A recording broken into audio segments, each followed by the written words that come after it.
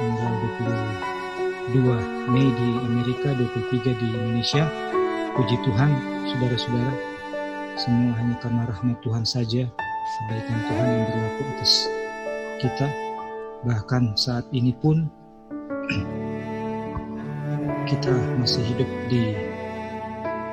sedang hidup di perpanjangan waktu, di mana Tuhan sedang meminta keempat mata angin untuk ditahan, keempat malaikat untuk menahan keempat mata angin, karena Tuhan sedang menantikan karakternya yang indah itu, yang direpresentasikan melalui anaknya Tuhan Yesus Kristus, satu-satunya oknum yang keluar dari basem Bapa, yang bisa menyatakan Bapa kepada kita semua manusia yang sudah digelapkan oleh dosa, diperbudak oleh dosa, dan tidak memiliki kekuatan untuk keluar dari belenggu setan. Dan hari-hari, jam-jam yang sangat berharga, sangat penting sedang berlaku di surga saat ini. Kita percaya dengan iman karena anak domba mengikuti 144.000 mengikuti anak domba kemana saja dia pergi, dan Tuhan Yesus kita percaya sedang di bilik yang Maha Kudus sebagai kasihnya bagi kita, dan Bapa sebagai kasihnya kepada kita dan kepada anaknya. Dia menghargai pengorbanan anaknya, sehingga siapa saja yang ditentukan oleh anak domba, yaitu Yesus Kristus, untuk diselamatkan, akan diselamatkan. Dan Tuhan Yesus sedang berdiri sebagai pengantara kita di surga. Setiap dosa yang ditinggalkan, setiap catatan kemenangan dicatat di buku peringatan di surga.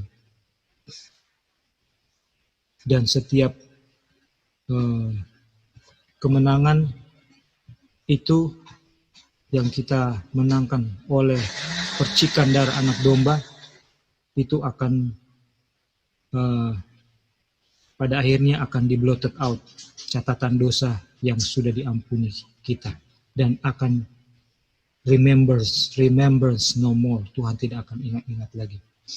Jadi pada saat ini dengan motif inilah, dengan motif melihat betapa besar kasih Bapa melalui anaknya sedang berjuang di bilik yang Maha Suci, melanjutkan pekerjaan pendamaian yang sudah selesai di salib, yang sekarang sedang memeriksa siapa-siapa saja yang mengaku dan yang betul-betul adalah anak-anak Bapa untuk menerima upahnya.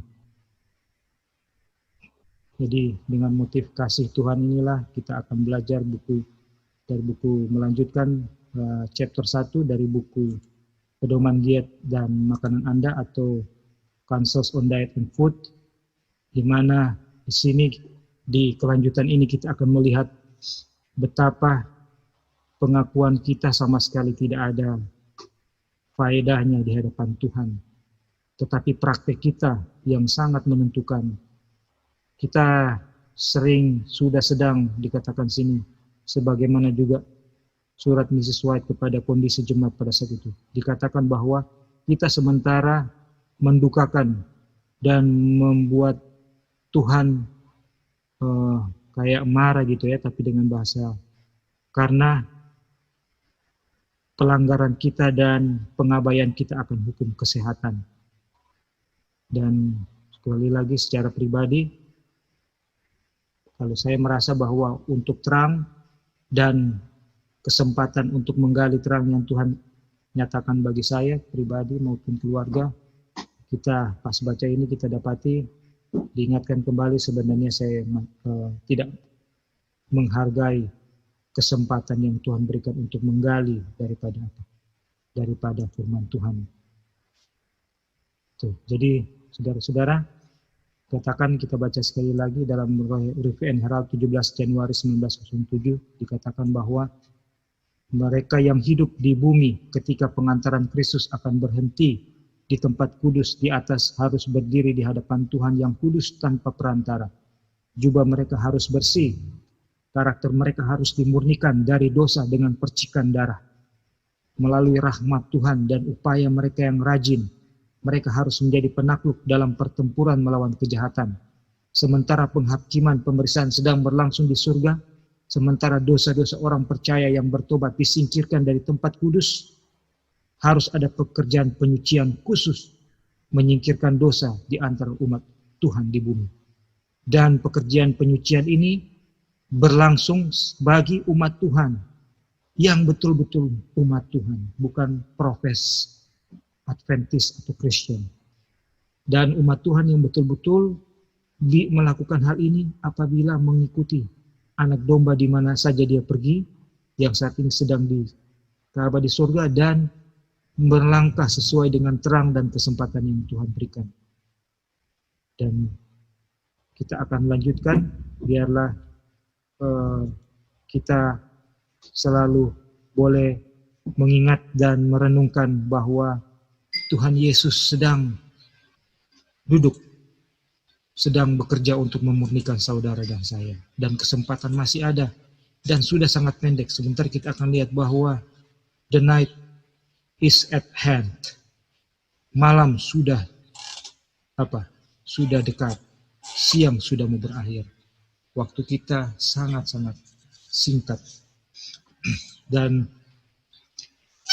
saya mau review singkat pelajaran yang kita sudah lewati bahwa pelanggaran, bahwa Tuhan menciptakan tubuh ini begitu sempurna dan begitu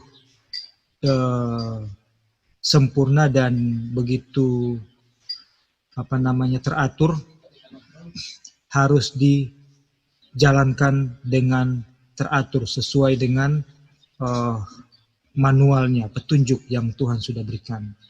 Dan tubuh kita ini juga tunduk kepada hukum fisiknya dan hukum alam yang Tuhan berikan. Hukum kehidupan, natural law, physically law. Jadi perlawanan terhadap natural law, nature law, dan the law of nature dan the law of physical, itu akan mengakibatkan kerusakan pada tubuh kita. Dan itu adalah dosa. Dan dosanya ini sama dengan diperhitungkan sama dengan pelanggaran akan hukum moral. Dan kemudian kita sudah bahas bagaimana kita harus menjaga tubuh ini tetap sehat dan harus dilatih agar bisa bekerja dengan optimal, ya, dengan kinerja yang terbaik, produktivitas yang tinggi harus dilatih supaya itu bisa berfaedah bagi orang lain, bagi keluarga, bagi jemaat, dan bagi sesama kita pada umumnya. Dan dengan kelalaian kita untuk melatih tubuh kita bekerja dengan optimal, atau apalagi sampai kita sakit, maka kita merampok kebahagiaan daripada bukan diri kita sendiri kita berdosa, tapi kita merampok kebahagiaan orang lain, di mana dengan kesehatan dan daya kerja yang tinggi yang harusnya kita berada optimum, tapi kita tidak di situ dan kita dalam keadaan sakit, maka jasa kita atau kita bilang jasa, maka pelayanan kita kepada Tuhan dan juga kepada sesama itu tidak terlaksana. Yang seharusnya kita misalnya sebagai seorang suami, kepala rumah tangga, bisa mendatangkan, memenuhi kebutuhan sehari-hari dalam hal keuangan atau dalam hal kebutuhan yang dibutuhkan, tapi karena sakit maka dia tidak sanggup melaksanakannya. Demikian juga istri tidak sanggup melaksanakan tanggung jawabnya di rumah tangga. Dan ini merampok kebahagiaan dari suami, istri, anak-anak, tetangga, dan jemaat.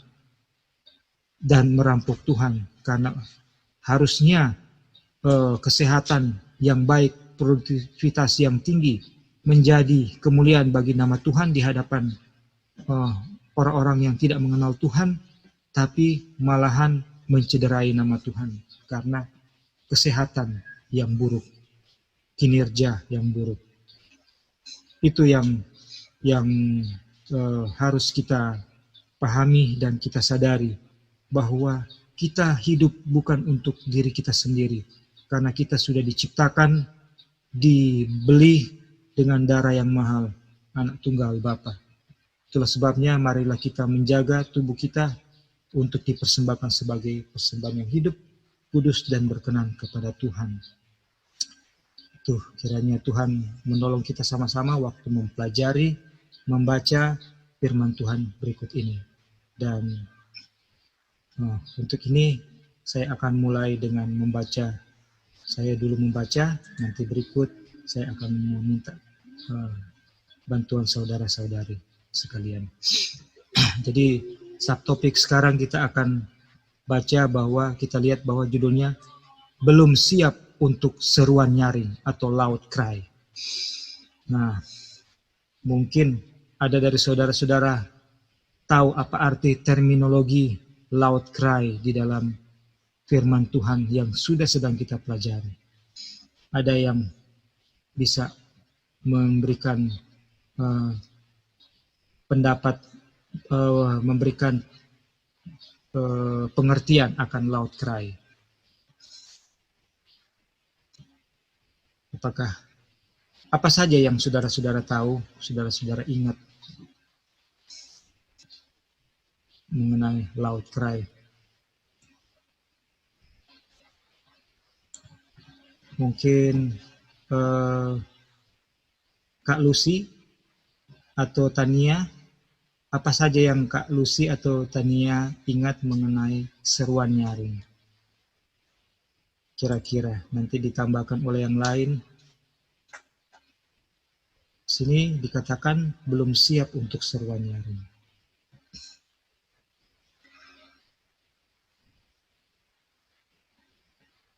Atau Kak Tina mungkin, apakah Kak Tina punya ada sesuatu yang bisa Kak Tina sampaikan? Apa saja yang Kak Tina ingat mengenai seruan nyaring? Oke, seruan nyaring itu berlaku bagi pekabaran malaikat yang keberapa? Kak Tina, kalau Kak Tina ingat. Malaikat pertama, kedua, atau ketiga? Ketiga ya? Ketiga, Kak. Oke. Loud cry of the third angel message. Jadi seruan nyaring dari pekabaran malaikat ketiga. Jadi malaikat ketiga seruannya, pekabarannya akan menjadi apa? Loud, akan menjadi nyaring. Akan menjadi nyaring. Oke, thank you Kak. Mungkin Lali atau Joy atau Wanda atau ya, apa itu malaikat ketiga yang akan menjadi nyaring seruannya, pekabaran malaikat ketiga?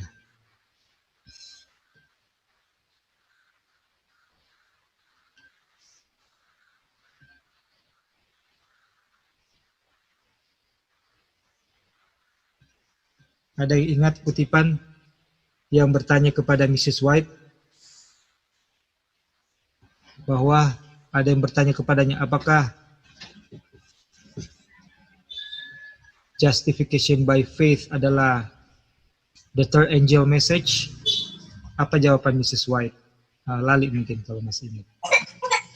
Itu adalah third angel message dalam surety, kepastian ya. Dalam verity.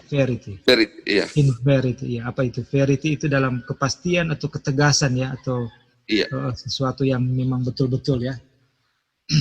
Jadi pekabaran righteousness by faith itu adalah pekabaran malaikat ketiga dalam yang sangat pasti, nyata ya.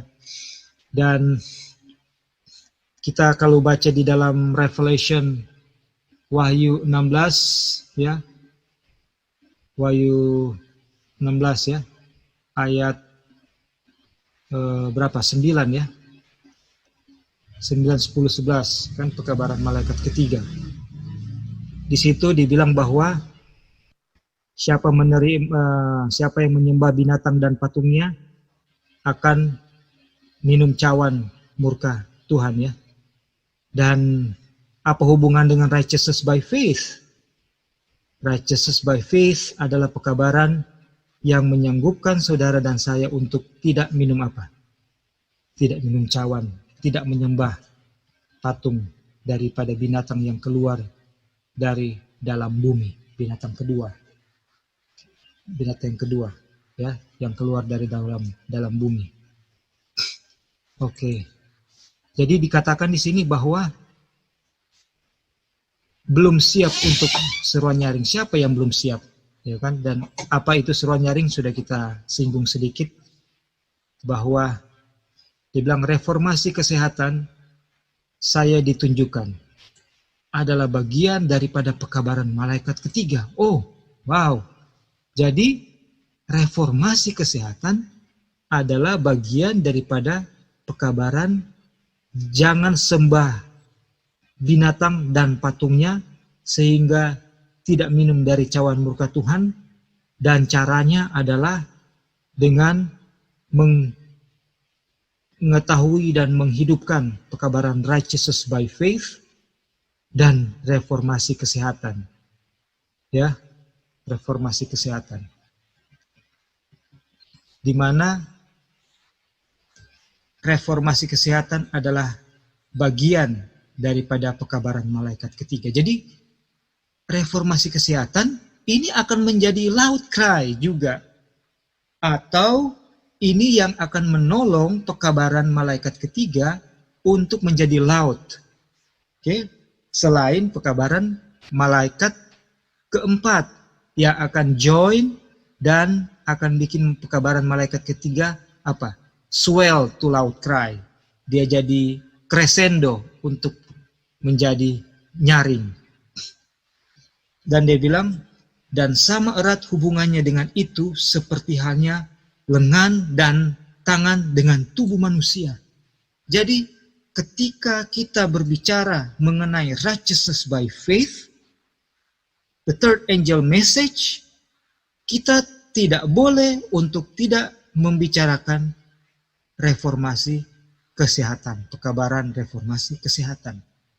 Karena itu adalah satu kesatuan. Seperti tubuh di mana memiliki tangan.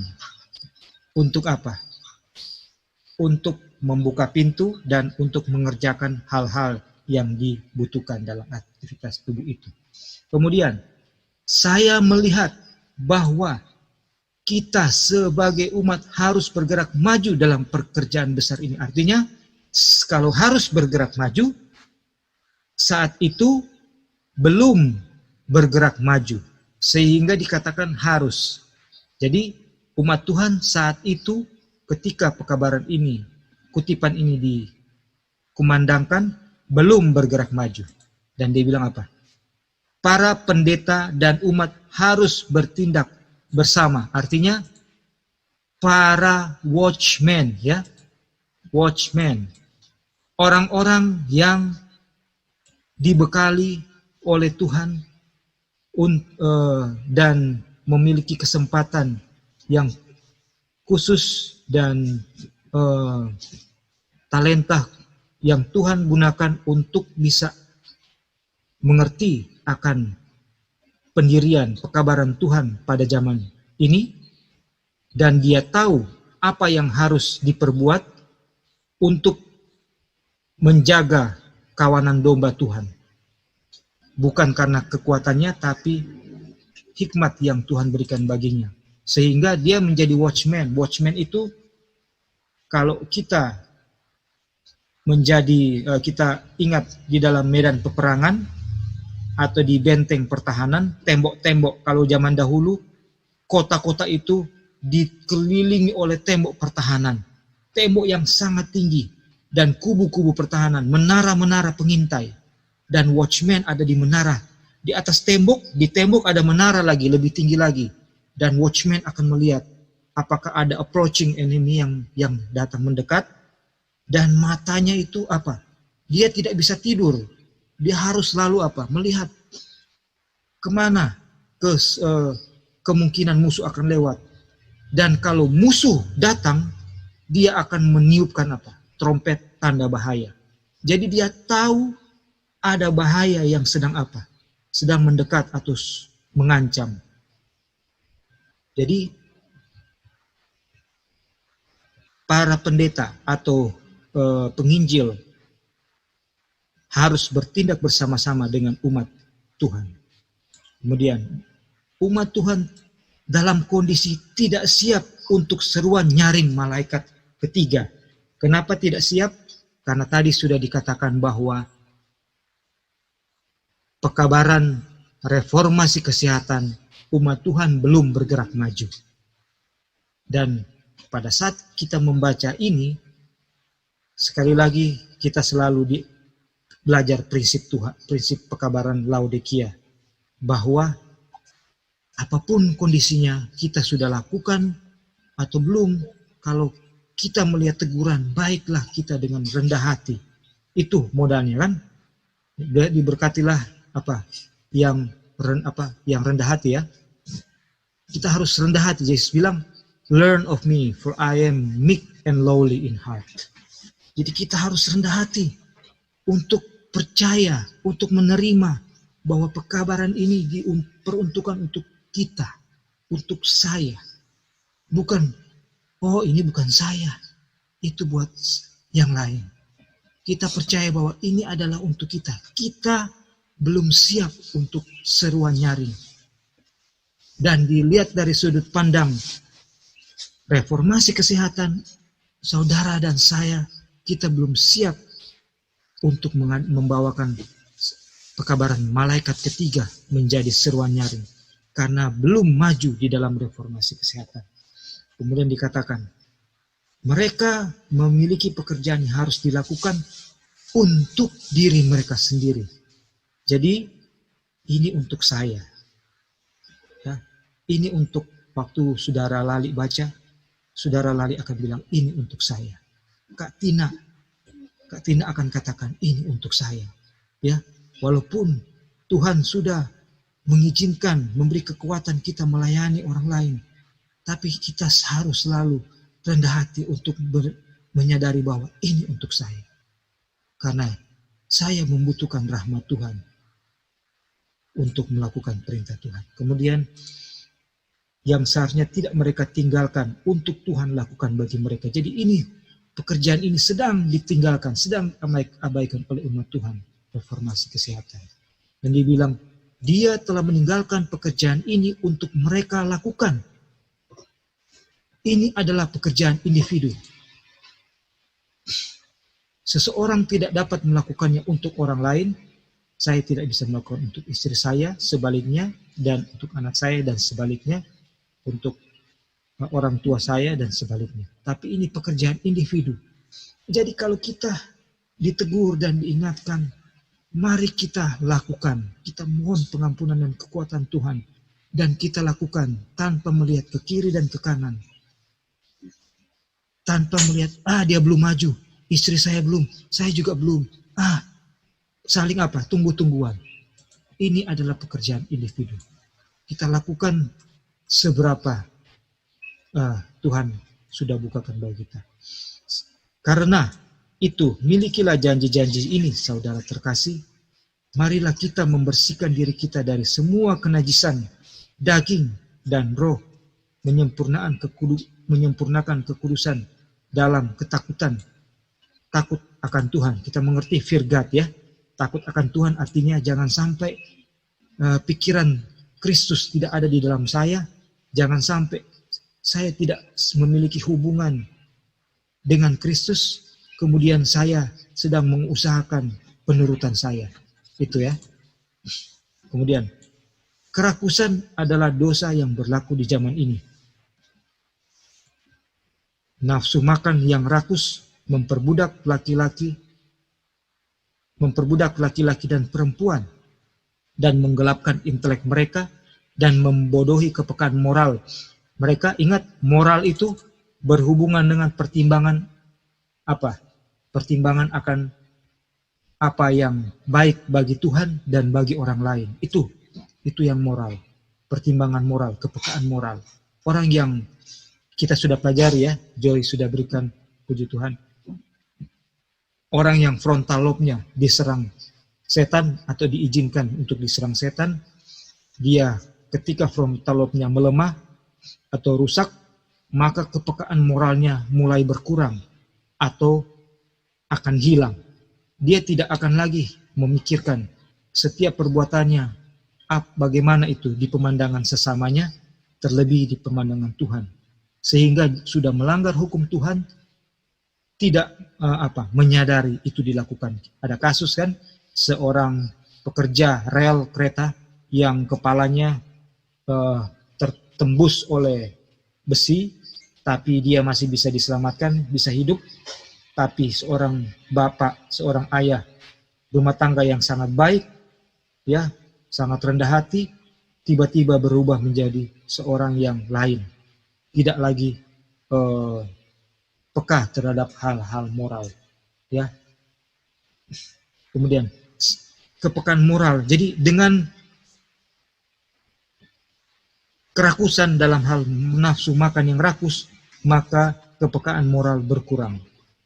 Sehingga kebenaran suci dan kudus dari firman Tuhan tidak dihargai. Jadi sampai di sini kita lihat bahwa betapa reformasi kesehatan itu sangat-sangat penting untuk menolong saudara dan saya tidak menyembah patung dan binatang itu, ya, supaya kita betul-betul bisa mengerti apa itu kehendak Tuhan yang harus kita lakukan dan yang sedang kita tidak lakukan. Kita bisa mengerti.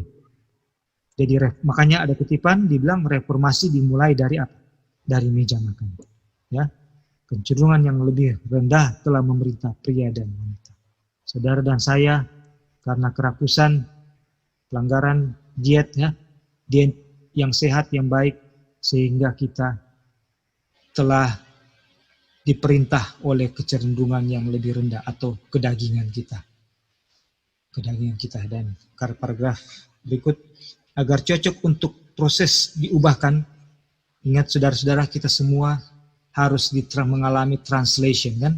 Kita tidak mungkin karakter kita sama seperti sekarang, belum ditranslate sesuai dengan karakter Kristus atau karakter surga, dan demikian juga dengan fisikal kita harus ditranslate supaya fit untuk masuk ke dalam kerajaan surga.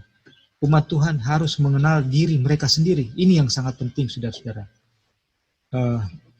Siapa yang tidak mengenal diri sendiri, yang Tuhan kasih nasihat di dalam Wahyu pasal 3? Siapa yang tidak mengenal diri mereka sendiri? Laodikia. Thank you, Lali. Laodikia adalah umat kondisi daripada gereja, ya, yang dibentuk oleh individu-individu yang tidak mengenal diri mereka sendiri. Kenapa? Karena mereka tidak mengenal Tuhan. Mereka pikir, dan itu adalah saudara dan saya. Amin. Kita katakan amin karena kita semua datang dari situ, kan? Dan kita pikir bahwa kita mengenal Kristus, tetapi kita tidak mengetahui apa yang Dia mau. Dia mau supaya kita mengenal diri kita sendiri. Caranya, lihatlah ke cermin. Siapa cermin kita? Karakter Kristus, hukum Kristus, hukum Tuhan. Dan karakter Kristus itu sama. Kristus adalah hukum Tuhan yang berjalan. Pada saat kita melihat cermin, waduh, ternyata saya malang, melarat, miskin, buta, dan telanjang, dan tidak memiliki apapun untuk dibanggakan. Kemudian mereka harus memahami sehubungan dengan kerangka fisik mereka sendiri. Sudah kita pelajari ya, bahwa kita harus mengenal dasar-dasar daripada medical missionary kan. Pelajari sel, dimulai dari sel, kemudian fisiologi. Puji Tuhan, kita sudah sedang pelajari itu. Dan biarlah itu di-apply ya. Kita kenal, kita tahu tubuh kita maunya apa, tidak maunya apa, dan kita jaga itu. Bahwa mereka mungkin dapat bersama-sama dengan Mazmur berkata, aku memuji engkau, karena aku dibuat dengan penuh ketakutan ajaib. For I am fearfully and wonderfully made. Aduh. Mereka harus memiliki selera untuk tunduk pada organ moral, pada pertimbangan moral dan intelektual. Okay. Tubuh harus menjadi pelayan bagi pikiran dan bukan pikiran menjadi pelayan bagi tubuh. Inilah yang Tuhan mau bagi saudara dan saya. Sampai di sini kira-kira ada yang mau menambahkan sebelum saya mau minta tolong Lali untuk membacakan paragraf berikut. Sehubungan dengan umat Tuhan belum siap, saudara dan saya belum siap untuk seruan nyaring. Apakah ada yang mau menambahkan, saudara-saudara?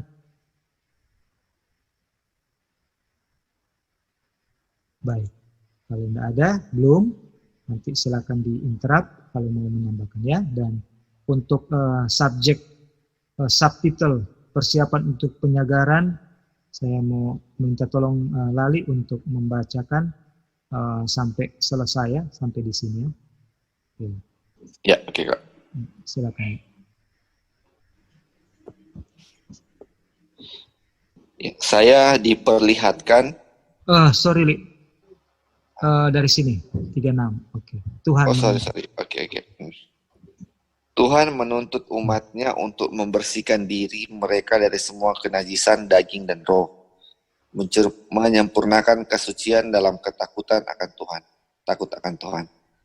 Semua orang yang acuh tak acuh dan mencari alasan dari pekerjaan ini, menunggu Tuhan melakukan bagi mereka apa yang Dia minta mereka lakukan untuk diri mereka sendiri. Akan ditemukan kekurangan ketika orang yang lemah lembut di bumi, yang telah melakukan penghakimannya, bersembunyi di dalam hari kemarahan Tuhan. Saya diperlihatkan bahwa jika umat Tuhan tidak berupaya di pihak mereka, tetapi menunggu penyegaran datang pada mereka dan menghapus kesalahan mereka dan memperbaiki kesalahan mereka, jika mereka bergantung pada hal itu untuk membersihkan mereka dari kenajisan daging dan roh, dan buat mereka terlibat dalam seruan nyaring malaikat ketiga, mereka akan ditemukan.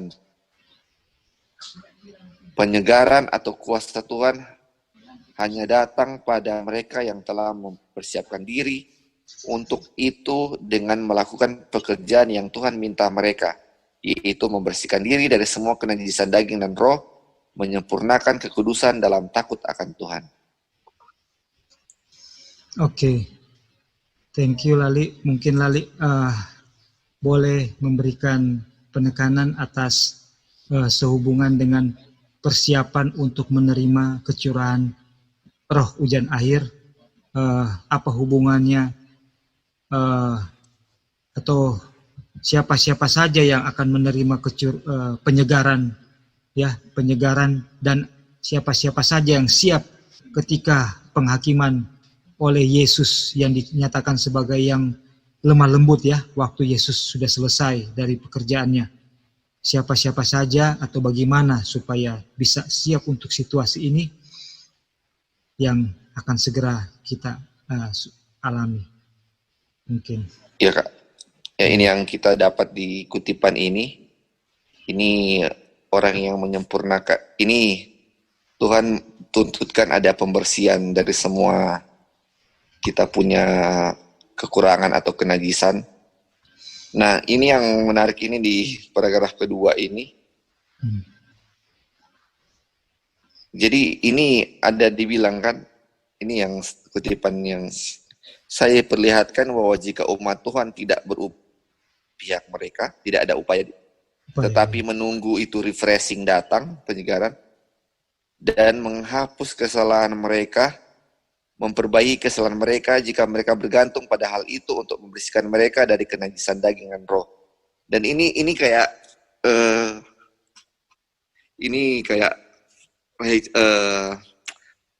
dibenarkan oleh perbuatan. Jadi mereka berusaha untuk perbaiki dia punya kesalahan. Jadi ini usaha sendiri ya kayaknya. Menunggu penyegaran datang, mereka menghapus kesalahan. Aduh, saya harus menghilangkan saya punya dosa ini.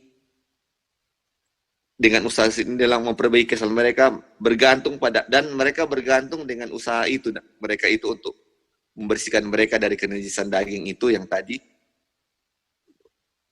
Dan ini membuat mereka terlibat dalam seruan nyaring malaikat ketiga, mereka akan ditemukan ringan. Jadi ini kelihatannya bagus, berusaha untuk menghapus dia mereka punya dosa, dia punya kenajisan daging, terus mau terlibat di seruan di laut kerai, tetapi ringan ya. Jadi ini kayak ada sesuatu yang mereka nggak lakukan ya. Penyegaran untuk kuasa Tuhan datang pada mereka melakukan pekerjaan yang Tuhan minta mereka, yaitu iya. Mungkin Kak Roy dia punya poin yang ini. Iya. Ini actually tidak jika umat Tuhan tidak berupaya di pihak mereka. Jadi artinya mereka sudah diberikan terang reformasi kesehatan, ya, tapi tidak ada upaya untuk melakukan itu, ya kan? Jadi begini, saya sedang menunggu kecurangan roh, hujan air, tapi saya sedang tidak menurut reformasi kesehatan. Nah, kita sudah mengerti ya konteks bahwa menurut reformasi kesehatan itu adalah saya dengan kasih karunia Tuhan yang Lali tekankan tadi, menuruti reformasi kesehatan. Tapi juga bukan dengan cara saya tidak menggunakan kekuatan Tuhan, yaitu saya tidak menjalankan pekabaran righteousness by faith. Saya sedang berupaya untuk melakukan reformasi kesehatan. Itu juga apa? Salah ya, ini yang Lali punya penekanan tadi, bahwa tanpa Kristus sedang mengupayakan untuk apa? Menghidupkan reformasi kesehatan tanpa Kristus. Atau di sisi yang satu, profes sebagai Christian, sebagai Adventist, tapi tidak melakukan reformasi kesehatan. Itu pun sama dengan tanpa Kristus. Karena righteousness by faith, ada reformasi kesehatan di situ. Artinya sebenarnya tidak ada Kristus di situ, tidak ada righteousness by faith di situ. Jadi di sini, dan mau tunggu-tunggu, ini roh hujan air sudah mau turun nih, kapan mau turun? Ya kan, kita ingat dulu bahwa ada kabar bahwa di daerah Kota Mobagu atau Bolamongondo sana, kesaksian dari anggota jemaat Advent di sana dikatakan bahwa dia kayak dapat mimpi bahwa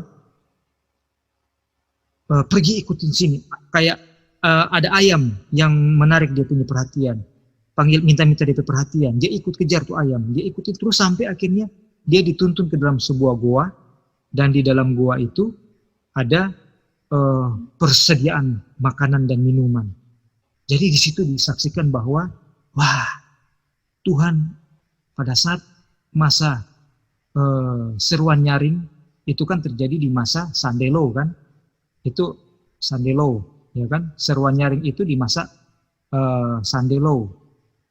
Nah, pada saat itu Tuhan akan menyediakan makanan bagi ketika sedang di masa penganiayaan. Tapi waktu kita tahu mimpi itu dan kita, aduh Tuhan, sudah tidak lama lagi, sudah mau kecurahan roh. Ada ratus-ratus puluhan yang dibaptiskan di desa ini, di sini, aduh, hujan air sudah mulai dicurahkan. Banyak yang dibaptiskan. Tapi saya sedang dengan hikmat menunggu hal itu terjadi, ya kan? Tapi saya tidak tahu mengenai reformasi kesehatan, atau saya sudah tahu tapi tidak menghidupkannya, artinya setengah-setengah, atau saya berusaha menghidupkannya, tapi tidak ada Jesus di dalam situ. Nah, dia bilang kalau ini kondisi kita, dia bilang, maka dia katakan bahwa Tuhan apa? Kita akan didapati apa? Wanting. Kita akan didapati ringan. Karena apa? Karena masih kita pelihara apa? Kenajisan daging dan roh. Kita masih apa? Masih melakukan pelanggaran dosa. Jadi tadi Lali punya penekanan adalah bagaimana kita memiliki motif yang benar ketika melakukan perintah reformasi kesehatan. Harus berjalan bersama-sama dengan righteousness by faith. Karena itu adalah pekabaran seperti tangan dan tubuh, ya, satu tubuh, ya, satu oknum. Itu. Thank you, Saudara Lali. Mungkin ada yang mau menambahkan lagi, Lali sendiri atau yang lain, Joy, Gita, sebelum saya mau minta tolong Bro Dolphin untuk membacakan subtitle di bawah ini. Sampai di sini. Jadi di sini dikatakan apa pekerjaan yang Tuhan minta bagi mereka, bagi kita, saudara-saudara. Membersihkan diri dari semua kenajisan daging dan roh, menyempurnakan kekudusan dalam takut akan Tuhan. Dan salah satu caranya atau teknisnya Tuhan sudah bukakan yang sedang kita pelajari, yaitu health reform. Puji Tuhan, kita punya terang yang besar sekali, ya. Dibilang gereja Tuhan sudah dikaruniakan dengan pekabaran yang spesial, yaitu pekabaran rangkap 3, the third angel message, yang tidak dimiliki oleh denominasi yang lain. Dan kebetulan kita katakan itu ada di Tuhan izinkan itu ada di denominasi masih Advent hari ke-7, ya. Tapi di hadapan Tuhan, siapa umat Tuhan adalah yang menuruti kehendak Tuhan. Berdasarkan terang dan kesempatan yang ada. Baik, kalau gitu kita lanjut ke banding appeals to the hesitant. Appeals ini panggilan, ya. Panggilan untuk yang ragu-ragu. Dari sini sampai di sini. Oke. Kalau Bro Dolphin ada kopi, boleh tolong bacakan.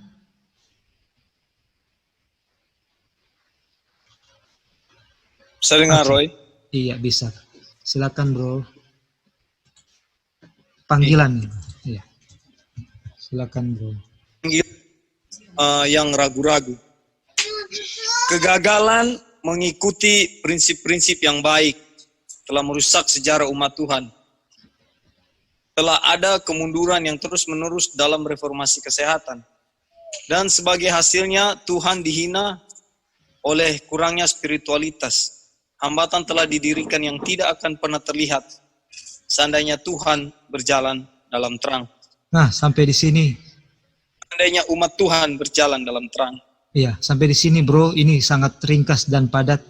Kira-kira apa yang bisa didapat dari sini, Bro?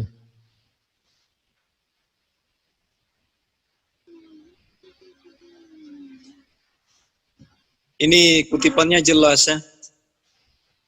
Gagal mengikuti prinsip-prinsip yang baik telah merusak sejarah umat Tuhan. Lalu ada banyak kemunduran dan itu terjadi terus-menerus dalam reformasi kesehatan. Dan hasilnya Tuhan dihina. Ini maksudnya begini. Ketika kita tidak sungguh-sungguh menerima terang yang sudah kita miliki, Tuhan dihina. Oleh karena apa? Orang melihat kita memiliki terang yang luar biasa, tapi praktek sehari-harinya itu kita tidak seperti yang terang yang kita miliki. Orang melihat terang yang kita miliki itu bisa saja dari perkataan kita atau tindakan kita. Mereka lihat kita 1-2 bulan tepat waktu tidur, tapi di beberapa bulan kemudian kita tidur tidak tepat waktu lagi. Contohnya seperti itu ya. Dan Oke. apalagi banyak hal. Bro, kita mau tanya bro. Izinkan saya bertanya. Jadi di sini dikatakan bahwa spiritualitas yang akan meninggikan nama Tuhan itu adalah produk atau itu adalah prosesnya. Mana yang merupakan produk? Spiritualitas, yaitu tingkat rohani yang tinggi, yang saleh, atau reformasi kesehatannya? Mana yang merupakan produk? Produk itu Spiritualitas ya. Spiritualitas merupakan apa? Hasil itu. Hasil atau produk. Berarti hasil itu ditentukan oleh dia punya proses. Apa prosesnya? Atau dia punya mesin yang menghasilkannya? Reformasi kesehatan. Reformasi kesehatan. Aduh. Jadi di sini dibilang bahwa karena reformasi kesehatan mengalami kemunduran, hasilnya, produknya adalah nama Tuhan tidak ditinggikan. Spiritualitas, kerohanian dari umat Tuhan apa? Jatuh. Oke. Ada lagi bro, untuk kalau enggak sudah mau lanjut, boleh dilanjutkan. Oke. Sudah sopas itu tadi. Iya, oke. Oke, boleh dilanjutkan, bro. Lanjut ya. Iya.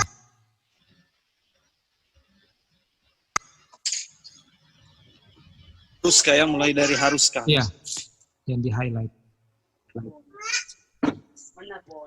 Haruskah kita yang telah memiliki peluang besar memungkinkan orang-orang di dunia untuk maju terlebih dahulu dari kita dalam kesehatan pembaruan? Haruskah kita merendahkan pikiran kita dan menyalahgunakan bakat kita dengan makan yang salah? Haruskah kita melampaui Tuhan dengan mengikuti praktik? Haruskah tidak konsistenan kita menjadi buah bibir? Haruskah kita menjalani kehidupan yang tidak seperti Kristen sehingga juru selamat akan malu memanggil kita saudara-saudara? Kita lebih suka melakukan pekerjaan misionaris medis yang merupakan Injil dalam praktiknya, hidup sedemikian rupa sehingga kedamaian Tuhan dapat memerintahkan dalam hati kita?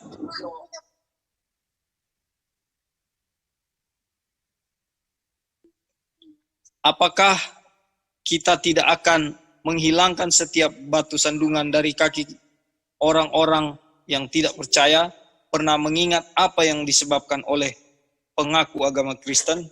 Jauh lebih baik meninggalkan daripada berprofesi dan yang sama menjalankan selera yang memperkuat nafsu yang tidak suci. Tuhan memanggil setiap anggota gereja untuk mengabdikan hidupnya tanpa syarat untuk pelayanan Tuhan. Dia menyuruhkan reformasi yang telah diputuskan. Semua ciptaan di bawah kutukan. Umat Tuhan harus menempatkan diri mereka di tempat mereka akan tumbuh dalam kasih karunia, dikuduskan tubuh, jiwa, dan roh oleh kebenaran. Ketika mereka melepaskan diri dari semua yang merusak kesehatan, mereka akan memiliki persepsi yang jelas tentang apa yang merupakan kesalehan sejati. Perubahan luar biasa akan dalam pengalaman. Wow. Gimana bro? Komentar bro.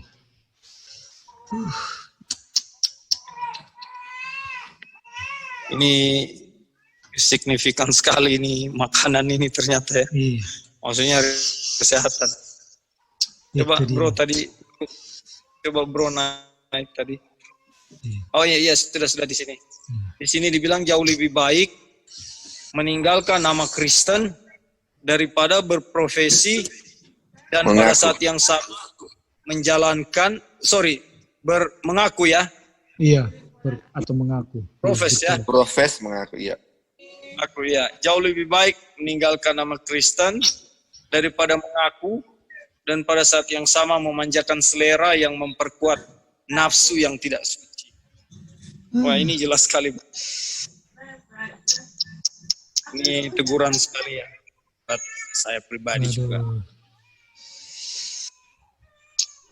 Jadi kesimpulannya secara singkat tadi Bro sudah bilang tadi, bahwa diet yang benar itu sangat signifikan akan selamat dalam keselamatan, dan diet yang benar akan sangat menentukan apakah saudara dan saya akan dapat disucikan atau tidak. Itu dia punya kesimpulan yang sangat. Dan yang terjadi situasinya adalah saudara dan saya atau umat Tuhan tidak dalam kondisi yang terbaik terhadap terang yang Tuhan sudah percayakan bagi kita. Kita masih sudah sedang mempermalukan nama Tuhan dengan kesehatan kita yang apa? Yang tidak baik. Saya secara pribadi sangat dinasihatkan, diingatkan, dan sangat tertegur, tetapi dalam satu sisi sangat saya tidak mau untuk mengatakan bahwa ini bukan saya, tapi dalam satu sisi panggilan Tuhan dengan kasih itu ada. Tuhan memanggil tulisan ini, bukan Tuhan menyatakan dosa saya dan membiarkan saya terbuang, tapi kita akan lihat secara keutuhan pelajaran kita ada panggilan. Nanti sebentar kalau kita bisa sampai di konklusi dikatakan mungkin saudara sedang berada dalam kondisi pelanggaran dan mungkin saudara kesehatan saudara akibatnya akan tidak bisa diperbaiki lagi. Dikatakan, tapi Tuhan memanggil engkau. Tuhan mengajak engkau untuk apa? Datang kepadanya dan untuk bertobat. Itu. Jadi Tuhan bukanlah oknum yang mau menyatakan kesalahan kita tanpa memberikan solusi bagi kita. Puji Tuhan. Bro, ya. Itu yang dibawa umat Tuhan harus menempatkan diri mereka di tempat mereka akan tumbuh. Maksudnya apa itu? Ya, itu tempat artinya situasi. Tempat itu atau ground, kalau Ron suka gunakan itu, dia pakai kata ground. Ground itu adalah situasi yang membuat kita tidak bisa tumbuh dalam kasih karunia. Jadi situasi itu adalah ketika saudara dan saya kita sedang tidak menghidupkan reformasi kesehatan, itu sama seperti kita berada di tempat atau di posisi atau situasi keadaan yang mana kita tidak bisa disucikan, di mana kasih karunia Tuhan tidak bisa kita terima, kita tidak bisa, tubuh, jiwa, dan roh kita itu tidak bisa disucikan oleh kebenaran. Itu. Contoh juga kita bisa katakan di counter living. Counter living itu bukan kita berada di ground secara harafiah ada di tanah yang itu, tapi secara spiritual adalah ground, kita punya situasi di situ akan sangat membantu kita untuk punya banyak waktu, konsentrasi, lebih fokus untuk mempelajari karakter Tuhan. Nah, gimana Bro? Gimana? Nah, itu yang God's people should place themselves. Ini place ini maksudnya apa ini? Iya, place itu situasi. Itu yang ground itu situasi. Tadi, ya? Okay. Iya. Place itu situasi di mana kita sedang tidak menuruti reformasi kesehatan dalam secara spesifik yang orang sedang pelajari. Tapi bisa dibawa ke spesifik yang lain. Kalau orang sedang belajar country living, berarti place-nya itu kita di kota itu bukan place yang should, tapi should-nya itu harus ada di country. Itu.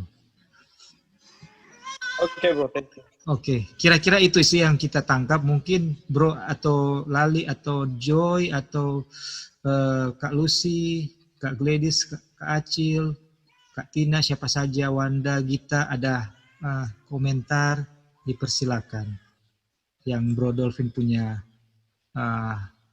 pertanyaan. Itu dari saya, mungkin ada tambahan atau pengertian yang lebih tepat, boleh dipersilakan. Karena saat ini umat Tuhan sedang tidak menempatkan diri.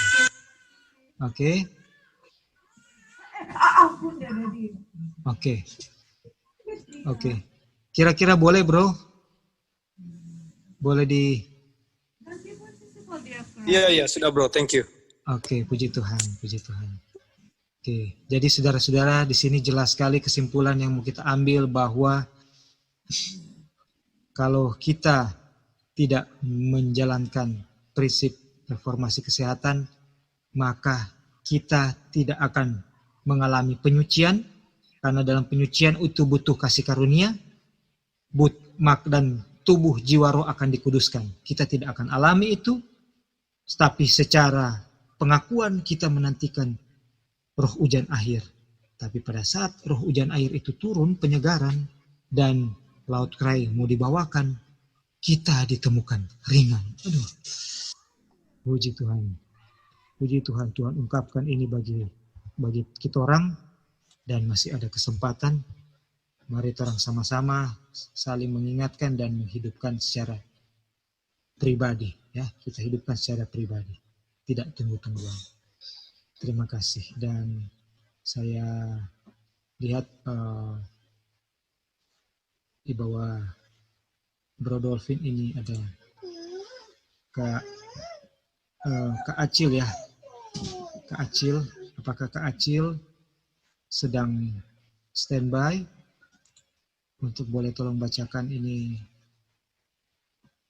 subtitle yang judulnya semuanya diuji, ya, atau harus memberikan pembuktian, ya. Setiap orang harus memberikan bukti. Apakah Kak Acil? Kalau Kak Acil lagi belum, nanti apakah Gita sedang standby boleh memberikan, boleh membaca?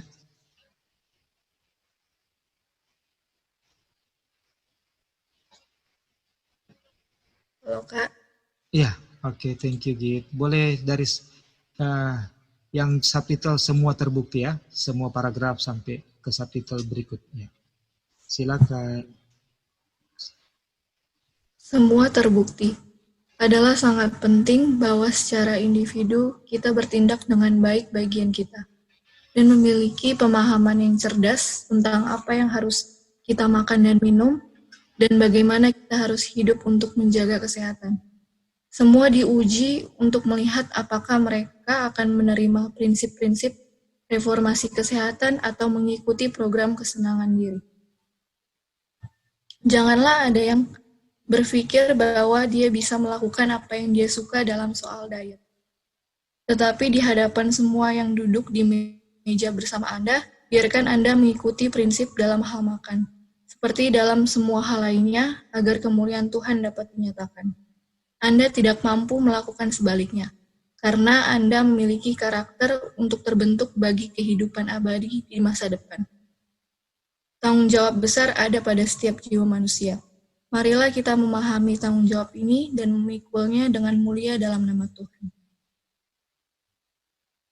Kepada setiap orang yang tergoda untuk memanjakan nafsu makan, saya akan berkata, jangan menghasilkan godaan, tetapi batasi diri Anda dengan penggunaan makanan sehat.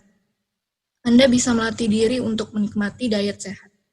Tuhan membantu mereka yang berusaha membantu diri mereka sendiri. Tetapi ketika manusia tidak akan bersusah payah untuk mengikuti pikiran dan kehendak Tuhan, bagaimana dia dapat bekerja dengan mereka? Marilah kita bertindak sebagai bagian kita, mengerjakan keselamatan kita dengan rasa takut dan gentar. Dengan rasa takut dan gemetar, jangan sampai kita membuat kesalahan dalam perawatan tubuh kita. Yang di hadapan Tuhan, kita berkewajiban menjaga kondisi yang paling sehat. Oke, Git.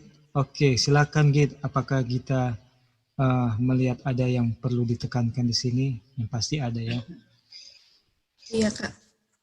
Ya, di sini tadi kita baca udah sangat jelas sekali dibilang sangat penting kita harus memiliki pemahaman yang cerdas tentang apa yang harus kita makan dan bagaimana kita harus hidup untuk menjaga kesehatan. Jadi sangat sekali kita harus mengetahui ilmu-ilmu kesehatan kan, terutama hukum kesehatan ini yang Tuhan. Karena dibilang semua diuji untuk melihat apakah mereka akan menerima reformasi kesehatan ini atau mengikuti selera kan, kesenangan diri gitu. Iya kan, jadi kita pernah baca juga, jadi Tuhan kasih power of choice kan, kita mau ikutin selera, apa ya, bahasa Inggrisnya appetite ya? Iya, Selera, iya, appetite, iya. selera atau hukum kesehatan Tuhan, karena kalau hukum kesehatan kan itu makan dan minum kan. Pasti kalau kita makan apa yang kita pengen gitu. Padahal misalnya ada satu makanan yang Tuhan bilang, tapi karena kita suka sekali sama makanan itu, jadi sampai akhirnya prinsip kesehatan yang Tuhan kita abaikan gitu. Jadi standar Tuhan kita turunkan. Jadi ujian kita di masa ini juga adalah apa yang kita makan dan minum. Karena itu yang nentuin kita kan. Jadi apa yang kita makan itu pengaruh dengan apa yang kita lakukan gitu, sikap kita. Jadi makanan itu sangat penting karena apa yang kita makan itulah habit kita gitu. Ada di kutipan juga dibilang kayak gitu. Habit akan membentuk karakter ya, ini ya, karena Anda memiliki karakter untuk terbentuk bagi kehidupan abadi masa depan. Iya, iya Kak. Pikir kita makan ini tapi masih bisa menurut kok, padahal iya, itu dia. Iya, padahal apa yang kita makan itulah karakter kita gitu, karena apa yang kita makan itu pengaruh dengan apa yang kita lakukan juga.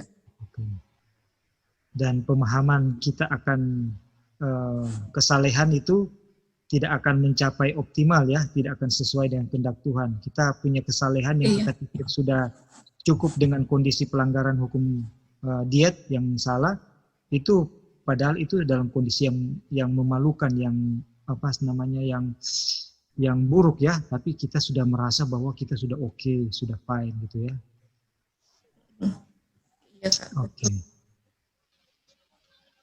Puji Tuhan. Mungkin di bawah ya, tadi Kak. Ya, terus gitu ya. Yang paragraf yang terakhir itu Kak. Iya, ini. Oke. Iya, di sini Kak dibilang, Anda bisa melatih diri untuk menikmati diet sehat. Tuhan membantu mereka yang berusaha membantu diri mereka sendiri. Jadi tugas Tuhan itu ada gitu, masing-masing memiliki tugas masing-masing. Tapi yang tugas kita adalah mengerjakan keselamatan kita dengan rasa takut dan gentar kan. Dibilang kita memang menurut, cuman untuk mau melakukan itu Tuhan yang kasih gitu, Tuhan kasih kuasa supaya kita bisa membantu diri kita untuk bisa makan sehat. Iya Kak, jadi ini juga pentingnya. Mungkin kita mau menurut ini semua, tapi kita harus tahu bahwa kita nggak bisa ngelakuin ini kan. Harus ada kuasa Tuhan juga yang bisa membuat kita untuk menurut. Betul gitu. Jadi waktu kita ingat bahwa kematian Yesus itu ya sangat mahal ya, dibayar oleh surga, dan dia sebenarnya punya hak untuk tetap ada di kemuliaan surga, tapi dia mau mengambil kesulitan hidup untuk kita supaya ada peluang untuk bisa diselamatkan. Pas kita ingat itu dan kita tahu dia mau kita mempersembahkan tubuh kita sebagai persembahan yang hidup, kudus dan berkenan padanya, maka kita akan apa? Tuhan, aku mau untuk apa? Menyenangkan. Artinya kita punya perbuatan tidak bisa menyenangkan Tuhan karena semuanya tercemar. Ya, tapi Tuhan dengan ketika nama Tuhan dipermuliakan, maka Tuhan akan apa? Berdiri juga untuk kita ya. Itu dia. Aduh. Terima kasih, dan saudara-saudara, sebenarnya saya mau share sedikit, kiranya ini pribadi ya, bukan menjadi sesuatu yang panas-panas saja, tapi ini yang ada di pribadi saya ya. Kita langsung pas sampai poin-poin ini kita baca, kita tiba pada kesimpulan. Sekarang ke aplikasi kan, walaupun kita belum sampai situ ya, kita belum akan close, masih akan baca, tapi saya merasa diinspirasikan. Artinya Roh Kudus lah ya, bukan saya menyatakan ini spesial. Bahwa bila tadi sudah sempat bilang ke Wanda, bagaimana kalau kita list down, jadi makanan kita dalam sebulan atau minggu ini, hari ini apa, misalnya daun singkong, rebus, yang sehat lah ya, kita sudah tahu lah. Singkong rebus, ubi manis, ubi ini, baru pisang rebus. Pokoknya lauk-lauknya itu kita sudah list down, untuk kemudian kita akan beli itu waktu kita ke pasar. Kita sudah kan kita tahu ini makanan ini kandungannya apa, ini apa, jadi harus seragam kan, harus seragam. Jangan tahu tempe gitu, nanti tinggal variasinya yang lain. Nah, jadi kita list down mana yang sehat, yang terjangkau gitu ya dalam situasi seperti sekarang ini. Kemudian ada juga yang mungkin dapat di sekitar kita, bisa didapati dengan cuma-cuma gitu ya. Kemudian itulah yang kita adakan untuk diet kita.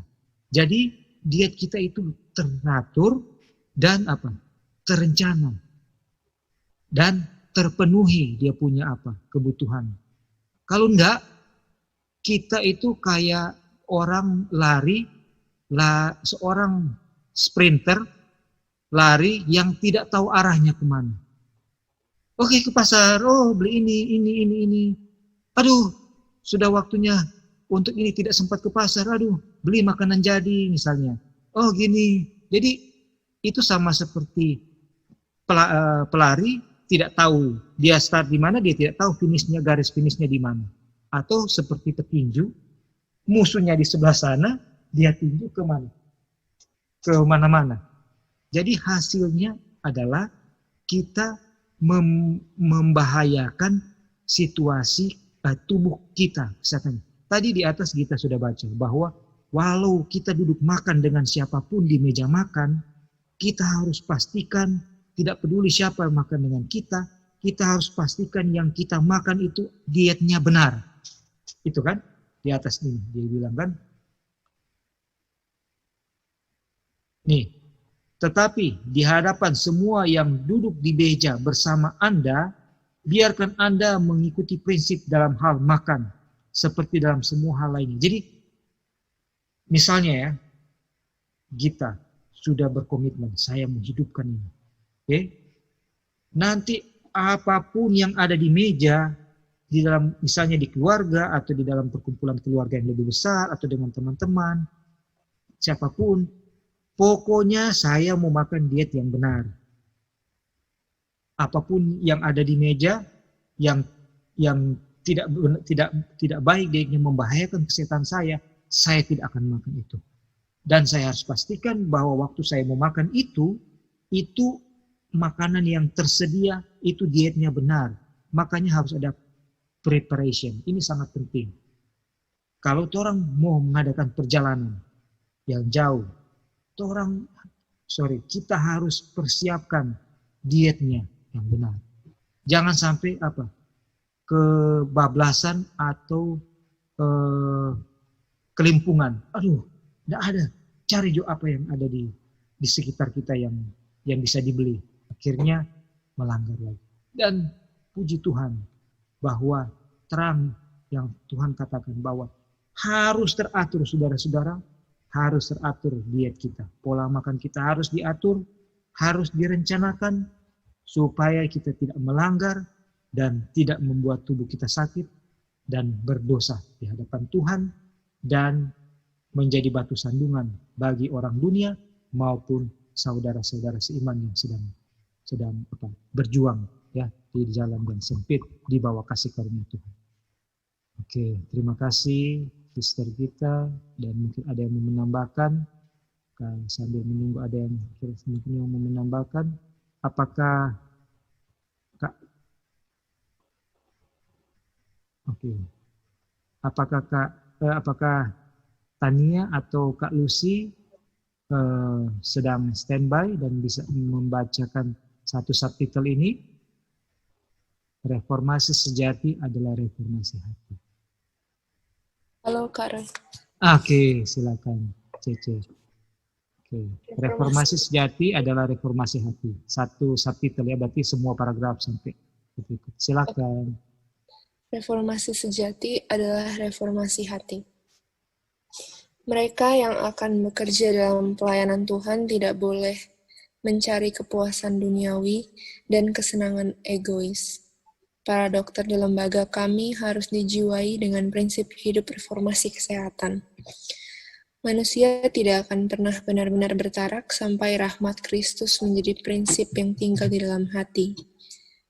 Semua janji di dunia tidak akan menjadikan Anda atau istri Anda pembaru kesehatan. Tidak ada pembatasan diet, Anda akan menyembuhkan selera makan Anda yang sakit.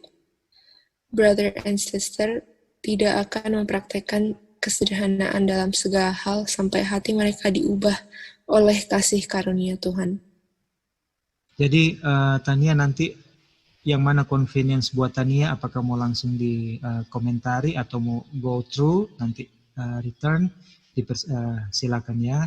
Oke. Lanjut dulu kali ya Kak Roy. Oke. Keadaan tidak bisa berfungsi sebagai reformasi. Kekristenan mengusulkan reformasi di hati. Apa yang Kristus kerjakan di dalam akan dikerjakan di bawah dikte intelek yang bertobat.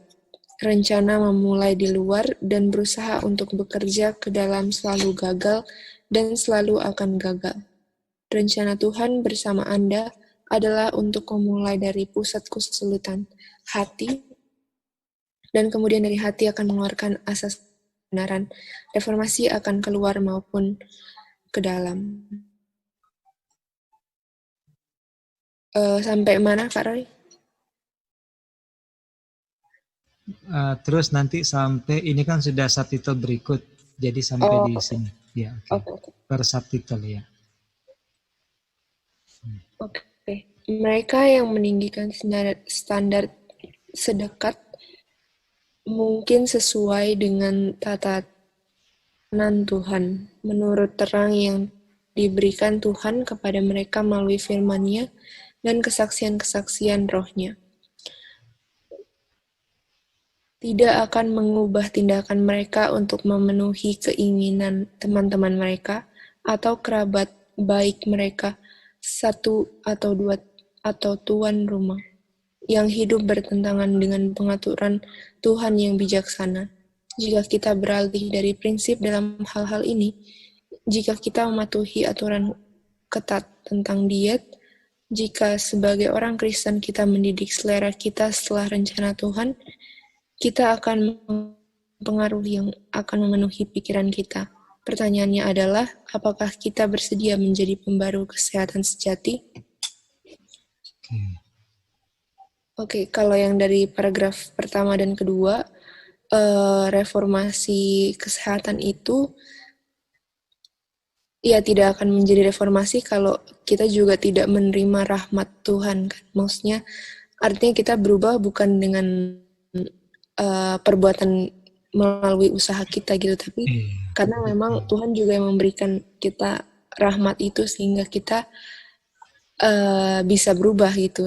Dan memang maksudnya perubahan itu juga butuh dedikasi yang sangat tinggi, karena reformasi kesehatan kan bukan hanya sekedar menjaga diet atau menjaga apa yang kita makan, tapi dari dalam pikiran kita, kalau kita makannya sudah benar tapi kita tidak melakukan hukum kesehatan yang lainnya, berarti ya itu kan sama aja gitu.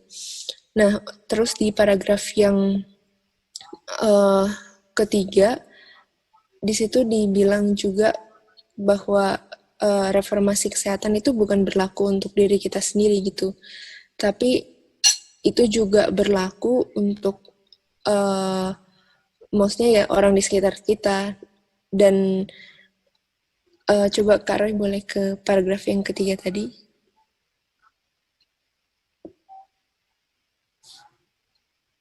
Nah, terus di sini dibilangkan tidak akan mengubah tindakan mereka untuk memenuhi keinginan teman-teman mereka atau kerabat baik mereka, satu atau dua atau tuan rumah yang hidup bertentangan dengan pengaturan Tuhan yang bijaksana. Nah, jadi aku juga ingat kalau ya ada beberapa orang yang bekerja di tempat aku juga, dan di sini kan peraturannya ya emang kita harus makan semuanya sayur-sayuran dan vegetarian. Kalau masuk ke tempatku nggak akan disediakan itu maksudnya ayam, ikan atau yang sesungguhnya wujudnya seperti itu tidak akan pernah ada di tempatku kan. Dan itu yang menjadi pergumulan juga karena itu tidak diterima gitu oleh orang dunia yang maksudnya ya orang di luar dari yang bekerja untuk itu seperti itu. Nah, jadi memang itu adalah standar gitu. Kalau peraturannya, standarnya adalah seperti itu. Jadi bukannya kita yang menurunkan standar, tapi justru orang jadi pas ke tempat kita, ini di sini harus makannya seperti ini. Dan itu menurut aku ya itu salah satu reformasi kesehatan juga sih yang jadinya ditularkan ke orang lain. Dan pertanyaan yang terakhir adalah apakah kita bersedia menjadi pembaru kesehatan sejati? Nah, itu salah satu kalau zaman sekarang kan orang nyebutnya influencer ya. Jadi influencer itu berarti orang yang berpengaruh gitu. Nah, kita nggak perlu terkenal dulu untuk harus berpengaruh.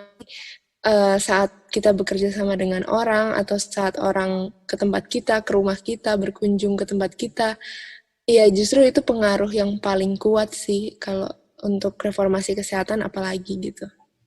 Itu sih Kak Roy. Iya, terima kasih Tania. Kayak contoh yang influencer itu contoh, misalnya orang lihat seorang kakek, dia lagi pikul 1 tandan pisang ya, 2 tandan lah, pakai kayu di tengah. Terus orang tanya, Opa seumur berapa? Seumur 85 tahun. Hah? Kaget kan? 85 tahun. Opa 85 masih bisa mikul apa? Pikul beban yang berat dari kebun yang naik turun gunung sampai ke rumah. Tapi saya ini kenyataan ya, ini agak itu sedikit. Saya waktu sama Faith, terus di depan jalan ya, di Bro Dolphin punya, di Bro Lali punya tempat, datang ibu-ibu sama anaknya. Terus anak bilang begini, Opa, dia panggil saya Opa. Jadi saya dipanggil kakek. Terus itu mamanya juga panggil saya Opa. Itu memang agak sedikit sore-sore gitu ya. Ini kan sesuatu yang yang kebalikan kan, saudara-saudara. Ini sesuatu yang kebalikan. Memang lucu ya, waktu itu kita cerita sama teman-teman, beberapa teman, ada juga kejadian di Mudo Inding. Itu Opa juga tanya ke saya. Dia bilang begini, ini Opa punya cucu ya? Anak saya Faith. Jadi sudah ada beberapa saksi yang menyatakan saya ini kayak sudah Opa gitu. Ini sesuatu yang yang memalukan untuk apakah itu dari hal penampilan, mungkin saja secara fisik saya masih cukup kuat ya, tapi mungkin penampilan atau yang saya sadar atau tidak sadar atau apa itu tidak sesuai dengan umur saya, fisik saya tidak dioptimalkan, tidak dilatih sesuai dengan usia saya, sehingga orang melihat tenaga saya yang lemah atau penampilan saya juga kelihatan lemah atau lebih tua. Itu nggak bisa menjadi influencer yang tadi Tania katakan. Oke. Jadi ini saya mau tambahkan lagi sedikit bahwa rahmat Kristus ya, artinya waktu saya mau menurut dia punya sederhana adalah jangan lupa berdoa, ya kan? Waktu saya mau menurut jangan lupa berdoa. Waktu saya mau merubah diet jangan lupa bawakan dalam doa, supaya ketika kita mau melakukannya kita akan bisa melakukannya dengan kekuatan dari Tuhan, bukan dari diri sendiri. Oke, sampai di sini secara keseluruhan. Apakah ada yang mau menambahkan sebelum kita akan bacakan satu subtitle yang terakhir? Dan yang saya mau minta tolong kepada berikut ini sudah OR siapa ya? Oh, Kak Acil ya, ini sudah Kak Acil punya turn ini.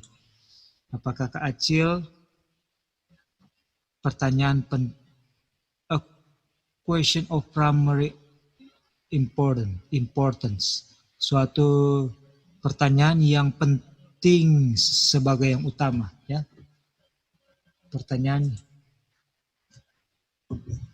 yang pentingnya itu utama ya, atau pertanyaan penting. Oke, boleh di apa Kak? Boleh kasih orang lain aja. Oh iya, boleh Kak. Kalau begitu apakah Bro Ronald bisa bacakan? Ronald L. Ini kita sekitar sampai di sini, CD 36.5. Apakah Saudara Ronald boleh membacakan dan nanti memberikan komentar?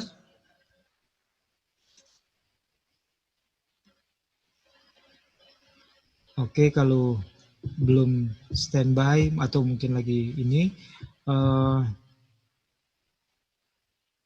Urai,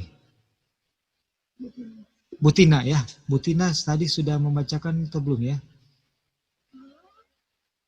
Sudah kayaknya, atau Katina sudah baca tadi belum ya Kak? Atau kalaupun sudah nggak apa-apa, kalau standby silakan Kak. Ya, Kak. Dari sini, dari 41 sampai 36.5 di bawah sini ya. Oke, silakan Kak. Agak panjang. Oke. Saya diperintahkan untuk menyampaikan pekabaran kepada semua orang kami tentang masalah reformasi kesehatan. Karena banyak yang telah mundur dari kesetiaan mula-mula mereka akan prinsip-prinsip reformasi kesehatan. Tujuan Tuhan bagi anak-anaknya adalah bahwa mereka akan bertumbuh menjadi pria dan wanita yang penuh di dalam Kristus. Untuk melakukan ini mereka harus menggunakan setiap kekuatan, pikiran, jiwa, dan tubuh dengan benar. Mereka tidak disanggupkan membuang kekuatan mental atau fisik. Jadi sini katakan bahwa Gitu. Nah, saya akan kasih ulasan sedikit ya. Ini Iya, silakan Kak Tina. Ini dikatakan bahwa Nyonya Abad bilang bahwa banyak sekali orang yang sudah menyimpang yang mundur dari prinsip reformasi kesehatan. Jadi tujuan Tuhan memberikan kita reformasi kesehatan ini, kita harus supaya dengan melakukan ini kita akan disanggupkan untuk membuang,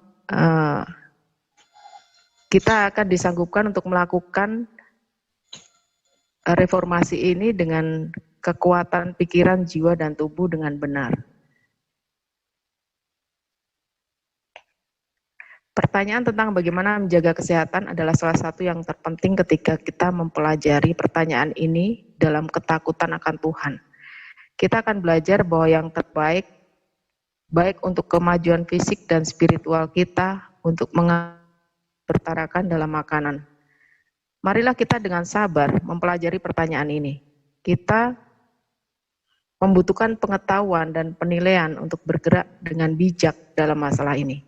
Hukum alam tidak bisa dilawan, tetapi dipatuhi.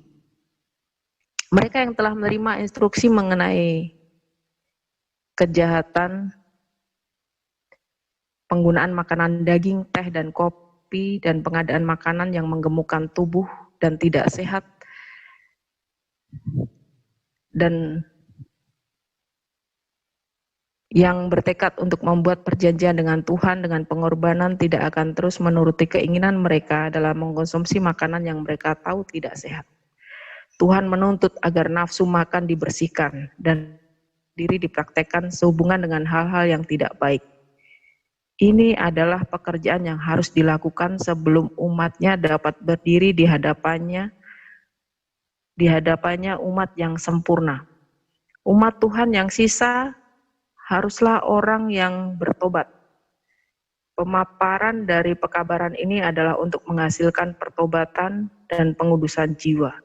Kita harus merasakan kuasa roh Tuhan dalam gerakan ini. Ini adalah pekabaran yang luar biasa dan pasti. Itu berarti segalanya bagi penerima dan itu harus dinyatakan dengan seruan nyaring.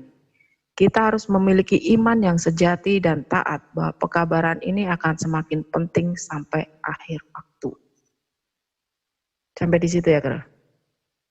Oke Kak, silakan, mungkin ada lagi mau ditambahkan Kak. Ya. Ya, jadi ini yang ditulis merah ya. Tuhan menuntut kita, menuntut agar nafsu makan kita dibersihkan. Dan di sini dari tadi yang dibahas tentang makan dan minum ya. Dan penyangkalan diri dipraktekkan sehubungan dengan hal-hal yang tidak baik. Ini adalah pekerjaan yang harus dilakukan sebelum umatnya berdiri di hadapan umat yang di hadapannya menjadi umat yang sempurna. Jadi hukum yang Tuhan sudah beri kepada kita mengenai reformasi kesehatan itu harus dituruti, bukan hukum alam itu nggak boleh ditolak, tetapi harus dituruti. Ya, jadi untuk kita bisa menjadi umat yang sempurna di hadapan Tuhan, itu kita harus hidupkan. Dan kita tahu bahwa semua itu tidak akan bisa terjadi dalam diri kita tanpa kerja sama Tuhan pribadi ya. Tetapi tanpa kemauan kita pun itu juga nggak akan pernah bisa terjadi karena Tuhan juga nggak bisa maksa kita juga kalau kita nggak mau, ya kan? Jadi di situ katakan bahwa umat sisa itu harus menjadi umat yang bertobat. Dan kalau kita nggak bertobat di dalam segala hal, kita nggak mungkin bisa sempurna sebagaimana yang Tuhan kehendaki. Dan pekabaran malaikat ketiga ini dikatakan bahwa medical missionary itu adalah tangan kanannya pekabaran malaikat yang ketiga, dan itu akan dikabarkan sampai akhir dari dunia ini berakhir. Dan mengapa pelajaran-pelajaran selama ini selalu berkaitan dengan itu, dan saya senang sekali karena setiap kali saya mendapatkan pelajaran selalu dapatkan hal-hal yang baru yang saya belum pernah dapat gitu, dan semuanya itu diulang-ulang sebenarnya, tetapi seringkali kita kelewatan dan dengan mendengarkan lagi kita dapatkan seperti sesuatu yang baru lagi dan ditambahkan terus oleh Tuhan. Dan kalau kita hidupkan itu di mana saja kita berada, itu akan menjadi satu praktek hidup yang mungkin orang lain akan lihat kok begini ya, kok begitu ya. Padahal kita udah merasa bahwa itu ada sesuatu yang biasa, ya, sesuatu yang biasa yang kita hidupkan. Saya mau cerita satu hal, mungkin satu kesaksian sebentar aja ya. Iya, silakan. Saya pernah waktu di kampung dulu, saya pernah dipanggil oleh seorang ibu haji karena dia kawan dekat saya. Dia ada acara waktu itu akikah anak cucunya, ya. Jadi dia Muslim dan di situ ya semua makanan ada, dan dia tahu saya makan tidak pernah sembarang makan dan tidak pernah setiap saat saya makan, dan saya perhatikan, saya tolong mereka bantu apa yang bisa saya kerjakan, dan setiap mereka datang yang baru, orang selalu makan. Apa saja yang ada disediakan dimakan. Tidak ada waktu untuk istirahat tidak makan. Jadi mereka heran lihat saya, kok dari tadi nggak makan-makan? Dan waktu di situ sempat saya 2 hari. Dan waktu jam saya makan, mereka juga heran saya nggak pernah jamah mereka punya makanan. Jadi saya ngambil, kawan saya tuh udah tahu apa yang saya makan. Saya pasti ngambil barang-barang yang mentah. Tomat mentah, timun mentah, kubis, seledri mentah, bawang merah, bawang putih, semua yang mentah dan saya racik sendiri dan itu yang saya makan. Dan kalau ada tempe atau tahu, saya ambil sepotong, saya masukkan di saat mereka masak nasi dan saya kukus di situ. Dan mereka heran apa yang dengan yang saya makan. Dan itu adalah satu kebiasaan yang sudah setiap hari kita praktekkan di rumah, sehingga di mana kita berada di situ akan kebawa dan orang lain akan melihat dan akan bertanya apa sih manfaatnya sehingga kita hidup itu. Dan kita bisa menjadi kesaksian di situ. Saya bisa bercerita banyak tentang kasih Tuhan melalui apa yang saya makan. Dan segala sesuatu yang kita lakukan bukan untuk, tetapi untuk orang lain juga. Tubuh kita akan dilihat sama orang lain, ya, dan melihat bahwa kita akan berbeda dengan orang lain. Bukan sok, tetapi kita bisa menjadi umat Tuhan yang berbeda dengan umat yang lain. Terima kasih. Iya Kak, aduh, terima kasih. Dan jadi secara fisik berbeda, dan di pelajaran seminggu lalu kita ingat bahwa ketika secara fisik memang kelihatan lebih tegar ya, lebih kuat dan memang lebih kuat, lebih produktif, produktivitasnya itu bisa menolong orang lain ya, menambah kebahagiaan orang lain. Itu yang minggu lalu kita sudah review juga tadi, bahwa kalau ini tidak tercapai kita karena kita sakit, maka kita merampok kebahagiaan orang lain yang disebabkan oleh seharusnya dia menerima kebahagiaan oleh pelayanan kita, tapi tidak bisa kita lakukan itu karena kita sakit. Aduh, betul-betul Tuhan merancang setiap kita untuk bermakna bagi sesama, teristimewa bagi pekerjaan Tuhan. Dan saudara-saudara, puji Tuhan, kita berhenti sampai di sini. Pembahas kita mungkin ada yang mau ditambahkan lagi sebelum kita akan tutup oleh teman-teman. Mungkin ada yang mau menambahkan mengenai pelajaran kita sejauh ini, apakah ada memberikan makna atau waktu belajar ini kita akhirnya ada satu planning baru, satu reformasi baru yang Tuhan ungkapkan untuk kita lakukan, satu lifestyle baru, diet yang baru kita akan rencanakan atau kita perbaiki, kita punya komitmen baru. Tuhan, saya selama ini kadang-kadang traveling, dan waktu traveling tidak siap untuk diet yang tepat, sehingga emergency diet itu tidak baik. Nah, itu hal seperti itu pun adalah yang disinggung dalam pelajaran kita seperti hari ini, saat ini ya. Dan dengan siapapun kita makan, kita harus tetap menjaga diet kita, dan sudah disaksikan oleh Kak Tina, kalau sudah dibiasakan di rumah itu akan menolong kita untuk hidupkan dimanapun kita berada. Dan lepas dari semua ini yang kita sudah sedang pelajari, semua ini adalah ungkapan rasa kasih kita kepada Yesus, Juru Selamat, Pencipta, Penebus, Pengantara kita, yang begitu baik sudah memberikan segala sesuatu yang Dia bisa lakukan untuk memberikan kita suatu kesempatan, second probation, untuk karakter kita boleh mengikuti karakternya, dipersiapkan untuk memasuki kerajaan surga. Dan saudara-saudara, biarlah ini boleh memberikan kita pencerahan, kekuatan, motivasi yang baru, dan semangat yang lebih diperbaharui lagi untuk mau